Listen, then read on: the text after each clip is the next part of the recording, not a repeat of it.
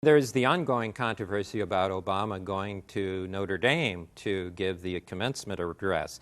That's been criticized by over 25 U.S. bishops now. The bishops have been basically tricked into opposing the visit by people who are really Republican activists who work under the veil of pro-life organizations.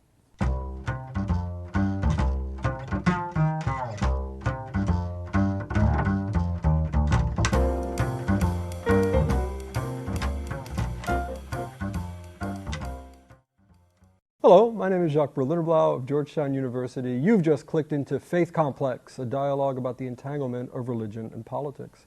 Today's guest is Father Thomas J. Reese of the Society of Jesus, and also a PhD, of course. Father Reese is a senior research fellow at the Woodstock Theological Center of Georgetown University.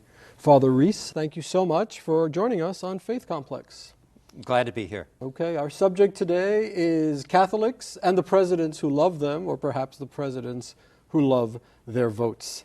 I've always said understanding the Catholic vote is kind of like the astrophysics of the study of religion and politics, because they're not like Jews who have voted consistently Democratic since the days of FDR. They sort of divagate here and there and do things that make analysts sometimes stop and reflect. Tell us about the Catholic vote in general terms. Well, actually, the Catholic vote joined the Democratic coalition even earlier in 1928 when Al Smith ran, and continued to vote for the New Deal coalition all the way through Truman. What has happened is since the end of the Second World War, Catholics have become more educated, they've become wealthier, they're paying more taxes. The result is they're more a target now of the Republican Party. Let's talk about the American Catholic community in general. Why are Catholics so complex? Well, the Catholics are everybody. There are Hispanic Catholics, there are various ethnic Catholics. We also have rich and poor Catholics. Often they can be the swing vote that determines the result of the election. That's why Republicans have been focusing on them since the time of Nixon. I mean, obviously there are some Catholics who vote Democratic in every election. There are some Catholics who vote Republican in every election.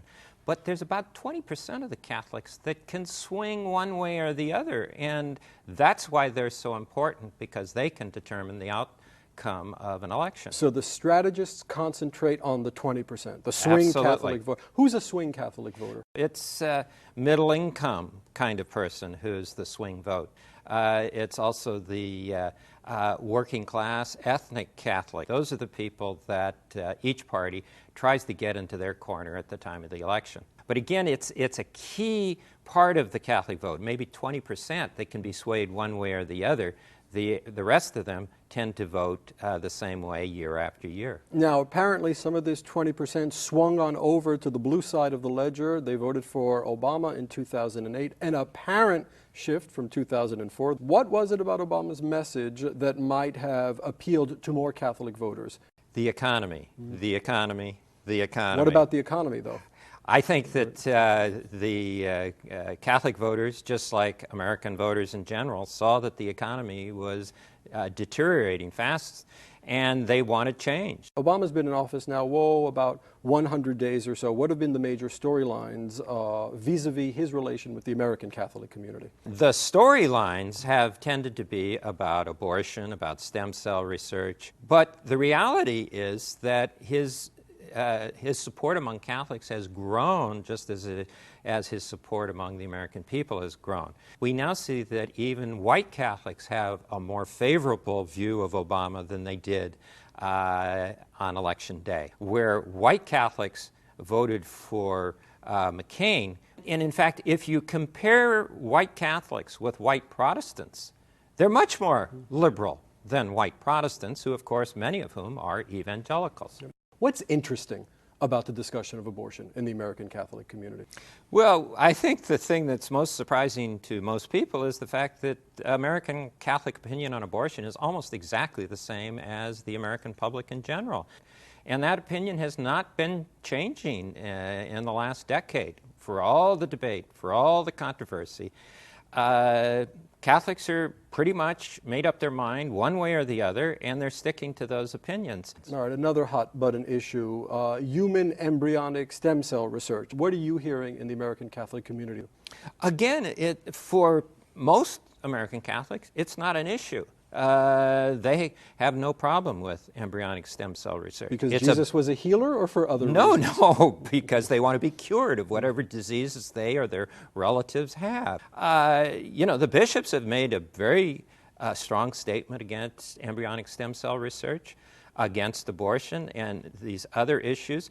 But the people in the pews have pretty much the same views as the American public at large. Okay, now American Catholics and Rome don't always see eye to eye. Describe for us the Vatican's view of Obama's first 100 days.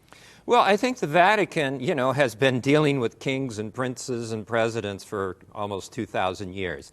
So when it sees a new government, a new president, they say, okay, we will work with him on the areas where we agree, and we will criticize in the areas where we disagree. The Vatican is much closer to the Obama administration on all the foreign policy issues, winding down the war in Iraq, trying to do something in the Middle East, concern for refugees and the poor in Africa, and global warming. All of these things, the Vatican is much closer to the Democrats than it was to the Republicans. In fact, I think the Vatican is to the left of the Democrats and of the Obama administration on questions of economic justice, concern for the third world, and workers' rights. The Vatican has always been a strong supporter of the United Nations, of multilateralism. I mean, these were issues where it had conflict with the Bush administration. Frankly, I think there are a lot of people who try and drum up a controversy between the Obama administration and the Catholic Church because basically they want this storyline to continue to go on because it helps the Republican Party. And in the next 100 days, is a new issue going to come across our radar? Is there something else that Catholicism and the Obama administration are going to be discussing?